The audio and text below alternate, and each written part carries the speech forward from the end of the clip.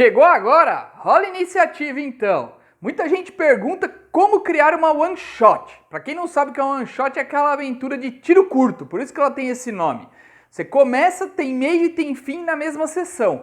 Normalmente isso é para atrair aí novos jogadores, ou quando você tem pouco tempo, ou quando você não vai conseguir fazer uma campanha. Então hoje eu vou dar 10 dicas de como criar uma one shot que todo mundo vai adorar.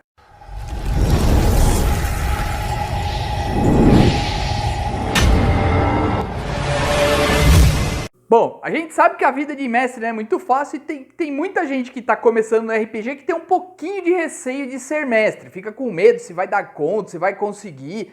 Então eu fiz aqui 10 dicas que, se você seguir passo a passo, com certeza a sua one shot vai ser muito legal e divertida para os seus jogadores. Primeiro de tudo, como normalmente o tempo é curto de jogo e também para você criar, a primeira coisa que você precisa fazer é determinar o nível da aventura e criar as fichas já no nível. Por que isso? Porque a partir do momento que você determina o nível, já facilita um pouco para você escolher os monstros, o que você vai ter de inimigo, como que vai ser a aventura. Conforme o nível você já vai adaptando, nível 2, nível 3, nível 4 e assim por diante. Quando você faz as fichas, você também já facilita para o jogador. Por quê? Imagina você sentar na mesa aí com cerca de 4 horas para jogar e falar para cada um criar sua ficha. Vamos dizer que os jogadores sejam muito rápidos, eles vão levar pelo menos 1 hora para criar a ficha. Ah, esse poder eu quero, eu vou ser essa classe, com essa raça, eu não sei se eu quero isso. Aí quando um determinou, o outro resolve começar falando que não é aquilo que ele queria. Então assim, quanto mais fácil você deixar o início, melhor. Principalmente se você tiver aí jogadores que nunca jogaram RPG. Esses aí vão se atrapalhar mais ainda para fazer a ficha, porque eles não conhecem nada. Uma dica muito legal que eu procuro dar para quem vai começar, você vai mestrar, para quem nunca jogou RPG ou quem jogou muito pouco, seja ele o sistema que for. No caso do Dungeons & Dragons, por exemplo, um segundo nível é um nível legal para você começar. Por quê? Ele não é tão fraco que cai em um único ataque, mas ele também, o personagem não é tão complexo ainda que você precise explicar muito. Porque não tem uma subclasse, não tem vários poderes, ele tem apenas alguns ali. E o meu conselho é que você faça as fichas básicas. Então, guerreiro, ladino, clérigo, mago, fique nas classes um pouco mais básicas para não também espalhar muito. Mas eu acho super legal o druido, o paladino, tudo bem. Você pode achar super legal, mas para quem está começando, essas classes aí pode complicar um pouquinho a explicação, ele pode se atrapalhar um pouquinho com os poderes. Já o clérigo e o mago com as magias já vai dificultar um pouco. Segunda dica muito legal, selecione o ambiente que essa one shot vai acontecer. Então pode ser um ambiente aberto, uma masmorra, um navio. Então você selecionando esse ambiente, vai ser na neve, vai ser na floresta, vai ser na caverna, a floresta é aberta, vai ser dentro da cidade, de uma vila, o que vai ser? De você ter, por exemplo, uma one shot dentro da cidade. Ela exige um pouquinho mais de cuidado porque você precisa se preocupar aonde os jogadores podem ir, quais são os locais chaves, você precisa ter um controle um pouquinho maior sobre a mesa. Então se você for muito iniciante, for as primeiras vezes que você estiver mestrando, eu recomendo que você não pegue esse ambiente aberto, porque acaba fazendo com que o jogador possa ir para vários lugares.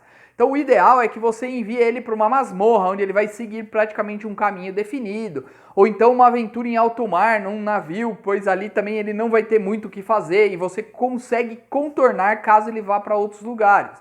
Então as ameaças podem aparecer em qualquer parte do oceano, por exemplo.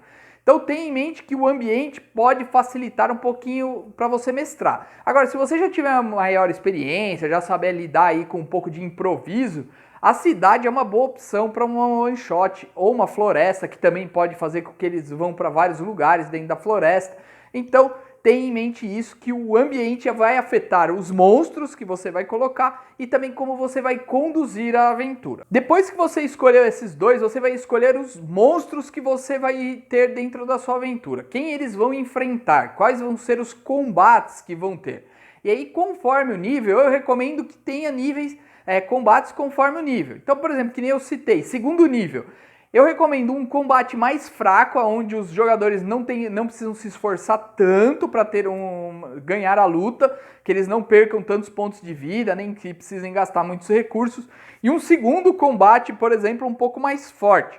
Então é legal você escolher alguns capangas, minions, como você preferir chamar, e aí um boss um pouquinho mais forte, de mesmo nível que eles, ou até de um nível acima, né, o ND deles. Às vezes um monstro de ND 2 pode ser suficiente, tá? Porque tem alguns monstros que conseguem combater vários adversários ao mesmo tempo. Então, estude o que você vai fazer, porque até isso tem que ser ligado ao tema que você colocou para a aventura. Você não pode colocar um monstro que é da neve dentro da floresta, tipo, não vai fazer sentido ele estar ali. Então você tem que procurar ligar o ambiente e o tema com esse monstro principal. E sempre aquela parte de ladrões, goblins, coisas desse tipo, pode ser uma carta na manga. Uma coisa que é bom vocês evitarem, que é até a próxima dica, evite que tenha NPCs como inimigos. Os NPCs do corriqueiro, de conversas, tudo bem. Mas por que evitar o NPC? Normalmente o NPC precisa ser mais bem trabalhado. Então precisa ter uma motivação, você precisa criar a ficha dele, por que ele está fazendo aquilo, como que tudo começou. Dependendo do monstro que você escolher de boss, você não precisa ter essas motivações, é o instinto dele. Então fica mais fácil para você mestrar se você já tiver aí esse monstro definido como o seu boss e evitar os NPCs. Se você tiver mais tempo para preparar a aventura e coisas desse tipo, você até pode usar. Mas lembra-se que o NPC normalmente ele marca mais se você vier ele com uma história. Então 1, 2, 3 aventuras até para ter o combate principal com ele, vai fazer com que marque esse NPC. Agora, se você só jogar ele lá, de repente ele é o grande vilão e depois ele simplesmente não é mais nada, pode não ficar tão marcante. Normalmente o combate contra criaturas fica mais marcado na memória dos jogadores. Nesse caso, tá bom? Agora você criou a estrutura base da sua one shot. O próximo passo é por que os jogadores foram para elas. Então você vai ter que criar a história de por que os jogadores estão lá. Não precisa ser algo super desenvolvido. Recomendo, tá? Não é uma regra, mas eu recomendo, principalmente se você tiver o tempo limitado, de que você determine que os jogadores já se conhecem, que eles já trabalharam juntos de alguma maneira ou que já estavam juntos. Por quê? Você evita aquelas rodadas onde eles ficam discutindo, eu não quero conhecer, problemas na taverna de um não conhecer o outro, cada um ir para um canto. Estou falando isso pelo tempo limitado. Se você tiver mais tempo, que dê para fazer um roleplay, que aí acaba sendo até uma campanha que você pode deixar um pouco mais livre, ok, acho super válido. Mas quando o tempo é curto e você quer apresentar o jogo para uma série de pessoas que talvez nunca tenham jogado, o ideal é que você determine. Então um exemplo simples é que eles já fizeram alguma missão juntos, se eles já tinham, se eles têm alguns níveis. Então, por exemplo, um exemplo que eu usei na minha mesa de one shot uma vez. Eles eram de segundo nível, então eles tinham acabado de desmantelar ali alguns goblins que estavam assaltando vários comerciantes na beira da estrada. E eles atravessaram a floresta passando alguns dias, então com isso eles recuperaram ali os poderes, as coisas que precisavam, os pontos de vida, justificava o segundo nível deles, e eles saíram na vila aonde eu fiz a one shot. Mas minha one shot vai ser de primeiro nível, como é que eu vou fazer algo assim? Bom, cria uma história de que eles cresceram junto na mesma vila, bem clichê, cara, aproveite os clichês para facilitar bastante a vida de você. Se estiver gostando, galera, dá aquela curtida, pra gente saber, comenta aqui o que você já usou na one shot, vê as próximas dicas nossas aqui, mas deixa seu comentário, vamos bater aquele papo, fala o que você acha que funciona, o que não funciona, dá a sua opinião, o seu pitaco aqui, pra gente poder aí de repente aprender. Então vamos lá para a próxima dica. Quando você determinar o ambiente, agora você vai especificar um pouquinho mais, você vai determinar pontos chaves dentro desse ambiente. Então o que é? Por exemplo, dentro de uma masmorra fechada, uma caverna, um castelo abandonado, qualquer coisa, você vai determinar salas onde pode ter os encontros e aonde, por exemplo, vai ser o encontro principal, para você poder bolar o porquê disso, tá bom? Então você determina, mas não que precisa ser obrigatório, de repente os jogadores tomam outras decisões, você tem que daí sentir um pouquinho e você modifica. Em ambientes abertos, por que eu falei que dificulta mais e é bem nesse ponto? você pode ver que os jogadores podem resolver ir para lugares que você não estava planejando. Então, por exemplo, você não planejou que eles fossem passar no ferreiro, um exemplo, tá? Apesar de ser um lugar que quase sempre eles passam. Você não preparou nada, não sabe quem é o ferreiro, não sabe nome, não sabe nada, não sabe se ele vai ter algum conhecimento.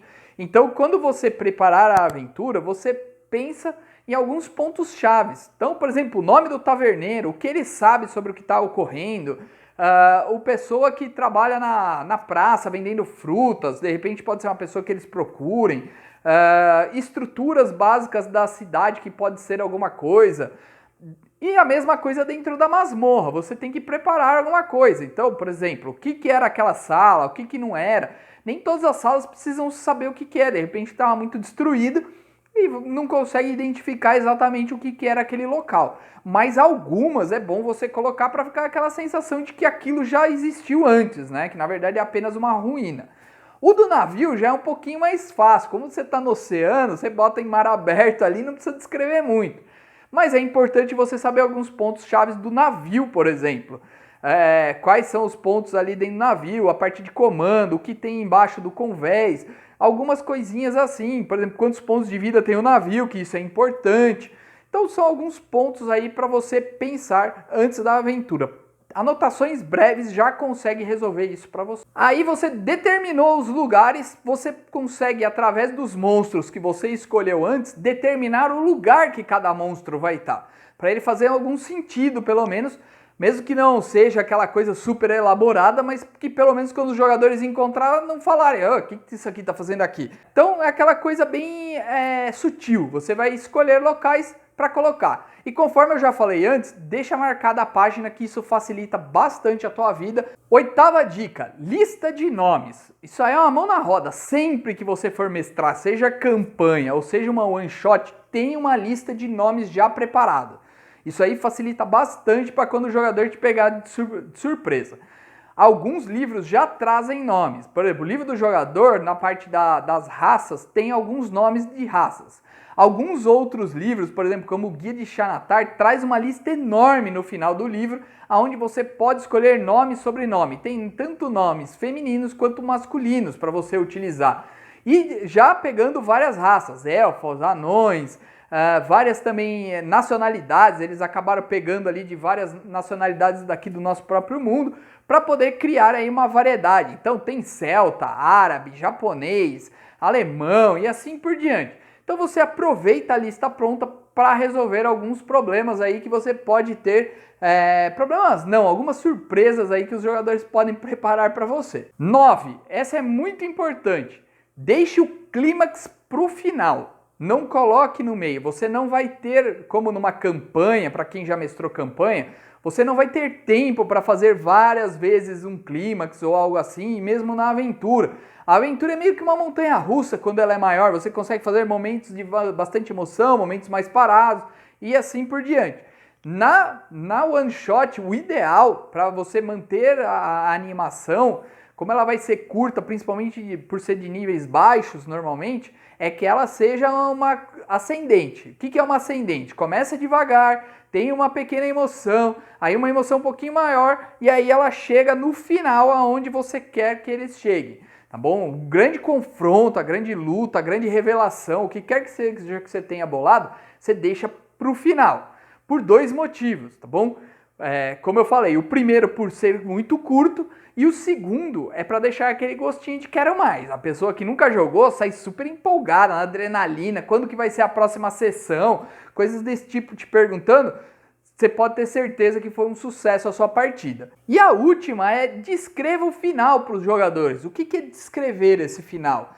É o agradecimento de quem contratou eles, se teve uma festa, descreve a festa, fala como foi. Eles não precisam rolar dado nenhum, não precisa ter roleplay. É como se fosse aquela cena final de jogo que você só assiste, vendo o que ocorreu quando zerou. É exatamente isso. Você vai fazer o final dela contando o que ocorreu, o que foi, o que aconteceu, o que te agradeceram, e aí você recebeu o seu valor que foi prometido, tudo mais, tá bom? E o legal é assim, você contar algumas coisas que de repente os jogadores deixaram de fazer. Por quê? A one shot você não vai voltar a jogar aquilo lá, E mesmo que continue, aquilo lá já não vai fazer mais sentido. Então contar, se vocês tivessem falado com tal pessoa, ela tinha informação.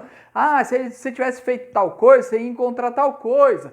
Contar o que você tinha preparado, para eles também falarem, poxa, aí tinha mais coisa, tava legal, a próxima vez eu vou explorar um pouquinho mais.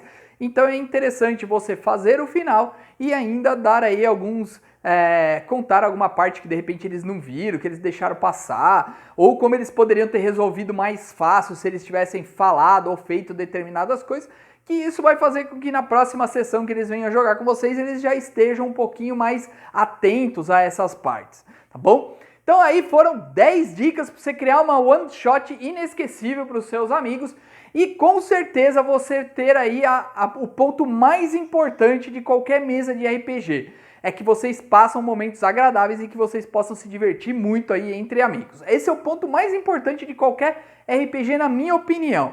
Você se divertir, dar risada, ter aqueles momentos de tensão, é isso aí que vai contar bastante.